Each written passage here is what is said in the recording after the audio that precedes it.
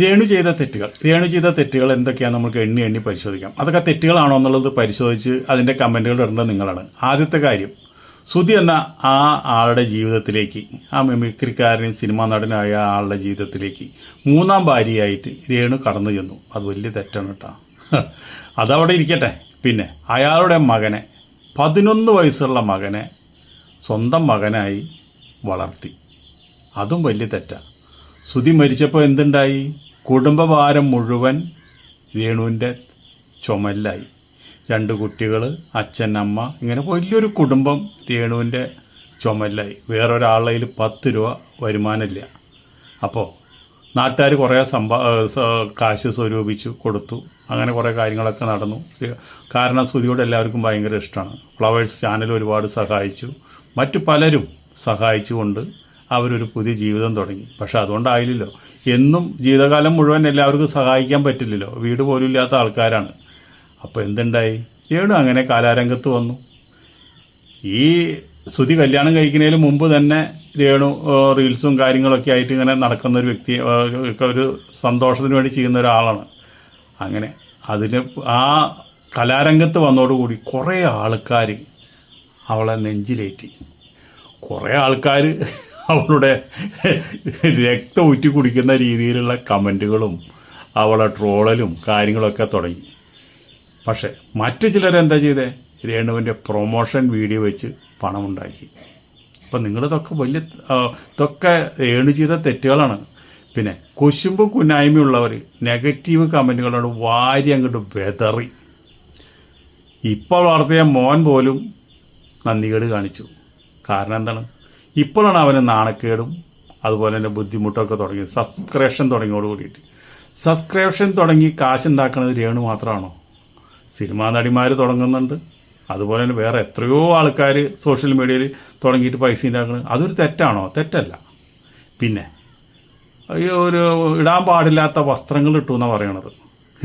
ഇടാൻ പാടില്ലാത്ത വസ്ത്രങ്ങൾ അങ്ങനെയൊന്നും ഇല്ല. നമ്മുടെ കേരളമൊക്കെ പുരോഗമിച്ചുകൊണ്ടിരിക്കുക. അതൊക്കെ അവരവർക്ക് ഇഷ്ടമുള്ള ഈ വസ്ത്രങ്ങൾ ഇട്ടിട്ട് അവർക്ക് നടക്കാം. ഇപ്പം എല്ലാവരും നിക്കർ ഇട്ടിട്ടല്ലേ ആണുങ്ങളൊക്കെ നടക്കുന്നത്. അതേ നിക്കർ ഇട്ടിട്ട് തന്നെയല്ലേ പെണ്ണുങ്ങളും നടക്കുന്നത്. പണ്ടൊക്കെ സിൽക്ക് സ്മിത, അനുരാധ ഇങ്ങനെയുള്ള നടികളൊക്കെ മാത്രമാണ്, നമ്മൾ സിനിമയിലും മാത്രമാണ് നിക്കർ ഇട്ടിട്ട് അങ്ങനെ ഡാൻസ് കളിക്കുന്ന മറ്റുള്ള കാര്യങ്ങളൊക്കെ ചെയ്യാൻ നമ്മൾ കണ്ടിട്ടുള്ളൂ.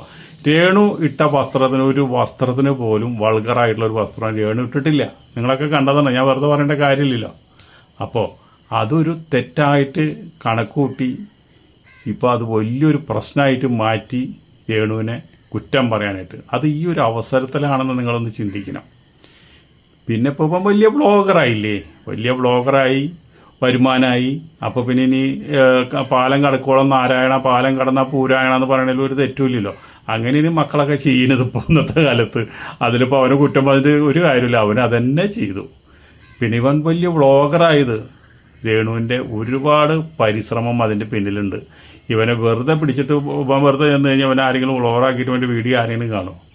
അത് സുധീരെ പേരും പറഞ്ഞ് കാണുന്ന വെച്ചിട്ടുണ്ടെങ്കിൽ അത് രേണുവിൻ്റെ ബാക്കിൽ രേണുവിൻ്റെ മകൻ എന്നുള്ള നിലയിലാണ് ഇവൻ വലിയ വ്ളോഗറായത്. ഇപ്പോൾ ബിഗ് ബോസിൽ വരണ്ടെന്നൊക്കെ ന്യൂസ് കേൾക്കുന്നുണ്ട്. വന്നാലും വന്നില്ലെങ്കിലും നമുക്കൊന്നും കുഴപ്പമില്ല. ഞാൻ പറയാൻ വെച്ചാൽ അവൻ ബിഗ് ബോസിൽ പോകാൻ നല്ലത്. ഇന്നലെ ഒരു 19 ദിവസമെങ്കിലും അവിടെ നിൽക്കുമെന്ന് വിചാരിക്കുക. അത്രയും ദിവസം ഇവൻ്റെ രേണുവിന് ഇവിടെ സുഖമായിട്ട് ജീവിക്കാമല്ലോ. ആരും വേറെ കുറ്റം പറയാനോ മറ്റുള്ള കാര്യങ്ങളോ ചെയ്യാനൊന്നും ഇല്ലല്ലോ. പിന്നെ ഇതൊക്കെ കഴിഞ്ഞപ്പോൾ രോഗം വന്നു, ക്യാൻസർ വന്നു. അപ്പോൾ ആ ക്യാൻസർ വന്ന് കിടക്കുന്ന ഒരു രോഗീനെ എന്താ വേണ്ടത്? എല്ലാവരും സഹതാപം കാണിക്കുന്നില്ല. അതുപോലെ തന്നെ കുറ്റം പറയാണ്ടിരിക്കാമല്ലോ. അത് മകന് പോലും അത് ചെയ്യുന്ന കാര്യമുള്ളൂ. മകന് പോലും കുറ്റം പറയാൻ പാടില്ല. അവന് ഈ വ്ളോഗ് ചെയ്ത് കുറേ കാശൊക്കെ കിട്ടുന്നുണ്ട്, ബനിയാനൊക്കെ വിറ്റ് കാശുണ്ടാക്കുന്നുണ്ട്. അപ്പോൾ അതിൽ നിന്ന് കുറച്ച് കാശ് കൊണ്ട് 10 രൂപ ഉള്ളെങ്കിൽ 10 രൂപ, അമ്മേ ഇത് പിടിച്ചോട്ടാ, ഇത് എൻ്റെ കയ്യിൽ ഇതാണല്ലോ, ഞാൻ എന്തെങ്കിലും ഉണ്ടെങ്കിൽ തരണ്ട കേട്ടാ എന്ന് പറഞ്ഞു കഴിഞ്ഞാൽ എത്ര സന്തോഷം ഉണ്ടാവും രേണുവിന്. അതൊന്നും അല്ലാണ്ട് ഓരോ ബ്ലോഗർമാരെ കൂടെ കൂടി, കുറേ കൂട്ടുകാരെ കൂടെ കൂടി അമ്മയാണ് ഇപ്പോൾ ലോകത്തിലെ ഏറ്റവും വലിയ പൊട്ട സ്ത്രീ. അമ്മ ചെയ്ത കാര്യങ്ങൾ ഇന്നതൊക്കെ ചൂണ്ടിക്കാണിക്കുന്നത്. മുമ്പ് തന്നെ ഈ കിച്ചു എന്ന് പറഞ്ഞു കഴിഞ്ഞാൽ അവൻ ഒരു ശരിക്കും സുധി എന്ന് പറഞ്ഞാൽ വളരെ പാവം മനുഷ്യനാണ്. ഒരാളോട് അഹങ്കാരം കാണിക്കില്ല, തലക്കനം കാണിക്കില്ല. നല്ല കലാകാരനാണ്. എല്ലാം അവനും എല്ലാം നല്ലൊരു സ്വഭാവത്തിന് ഉടമയാണെന്ന് എല്ലാവരും പറയും. അപ്പോൾ അതേപോലെ തന്നെയാണ് ഇവനും നമ്മൾ കണ്ടുപോകണത്. ഇവനും അതുപോലെ തന്നെ സുധീരെ പോലെ തന്നെയാണ്. വലിയ അഹങ്കാരമൊന്നുമില്ല, വലിയ തലക്കാനും കാര്യങ്ങളൊന്നുമില്ല. ഒരു പാവത്താനാണ്. ഒരു പെണ്ണുങ്ങളെ പോലെ ഒതുങ്ങിക്കൂടി നിൽക്കുന്ന ഒരു പ്രകൃതമുള്ള ഒരാളാണ്. അവനെ ഈ നിലയ്ക്ക് മാറ്റിയെടുത്തത് അവൻ്റെ കൂട്ടുകാരും കുറച്ച് ബ്ലോഗർമാരും കൂടിയിട്ടാണ്. അതിൻ്റെ കുറ്റം കിച്ചുവിനല്ല. അവനെ ഈ വഴിക്ക് അവനെ നയിപ്പിച്ചതും അവൻ്റെ അമ്മേനെ കുറ്റം പറയാൻ നയിപ്പിച്ചതും അതുപോലെ തന്നെ അമ്മ ചെയ്തതൊക്കെ തെറ്റാണെന്ന് പറഞ്ഞതും ഇപ്പോഴാണ് അവന് നാണക്കേടായിട്ട് തോന്നുന്നത്. അന്ന് ഒരുമിച്ച് ജീവിക്കുമ്പോഴും നല്ല കാശ് കിട്ടിയൊക്കെ എല്ലാ കാര്യങ്ങളും ചെയ്യുമ്പോഴും അന്നൊക്കെ ഗുട്ടെന്ന് പറഞ്ഞ ആൾ ഇപ്പം തിരിച്ച് പറയുന്നതിൻ്റെ കാരണം അതാണ്. അപ്പോൾ ഇതൊക്കെയാണ് നമ്മുടെ രേണു ചെയ്ത തെറ്റുകൾ, കുറ്റങ്ങൾ.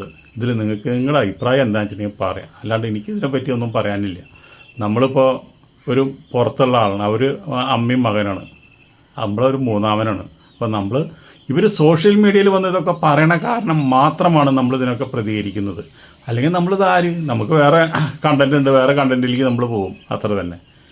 അപ്പോൾ ശരി, ഇത്രയൊക്കെ ഇതിനെപ്പറ്റി പറയാനുള്ളൂ.